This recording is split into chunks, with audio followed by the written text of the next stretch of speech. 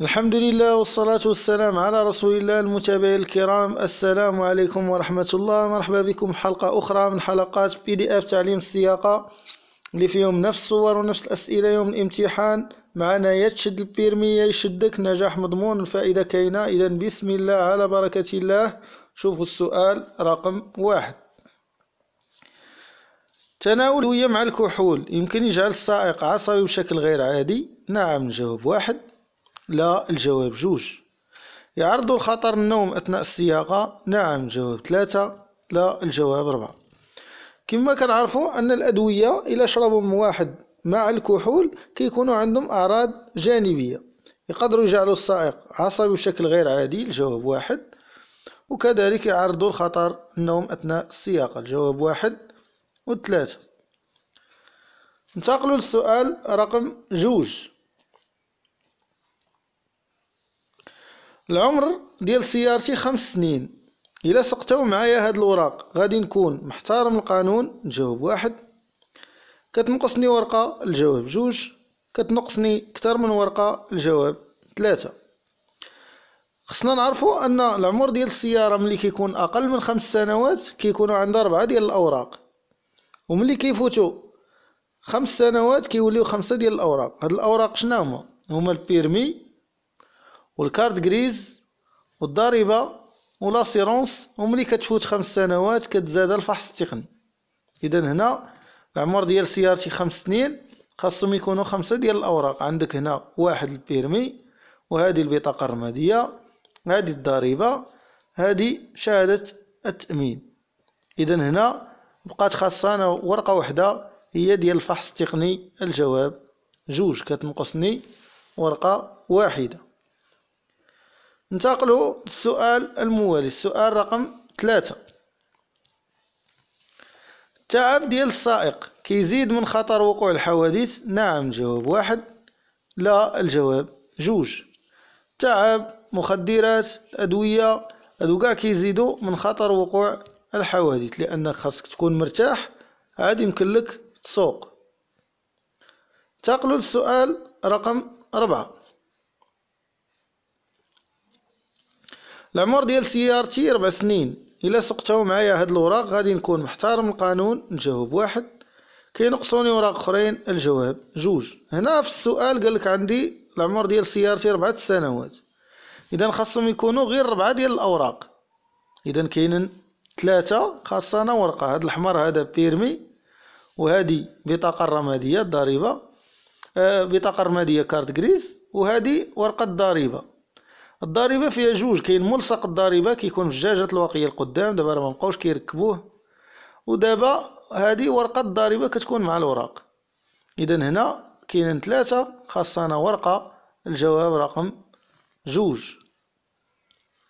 العمر ديال سيارتي 4 سنين، إلا سقتو معايا هاد الوراق كينقصوني وراق اخرين، في الحقيقه كتنقصني ورقه واحده لانهم 3 خاصها وحده.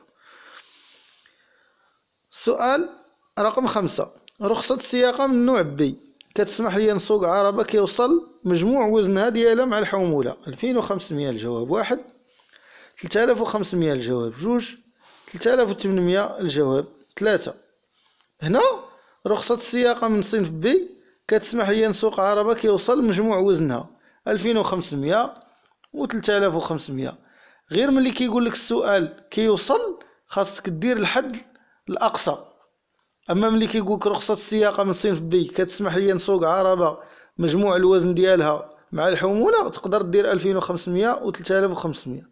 اذا هذا السؤال فيه 2، كاين في كود روسو الجواب ديالو 2500 و 2800، وكاين في PDF الجواب ديالو 3500 فقط.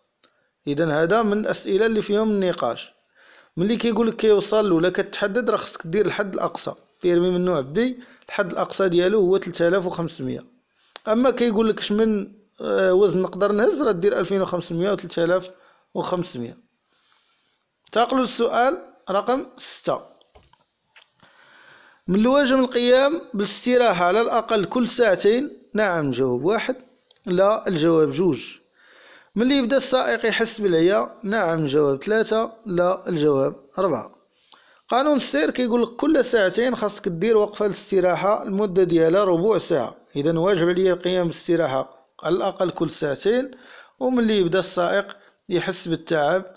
الجواب رقم 1 و3. انتقلوا للسؤال رقم 7. واجب على الراكب القدامي ربط حزام السلامة خارج التجمعات السكنية. نعم الجواب 1، لا الجواب 2. بالنسبة لحزام السلامة فهو إجباري، لا بالنسبة للركاب اللي القدام ولا بالنسبة للركاب اللي في الخلف.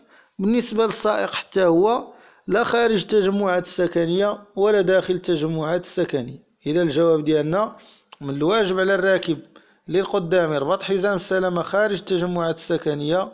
الجواب نعم الجواب 1. انتقلوا للسؤال رقم 8.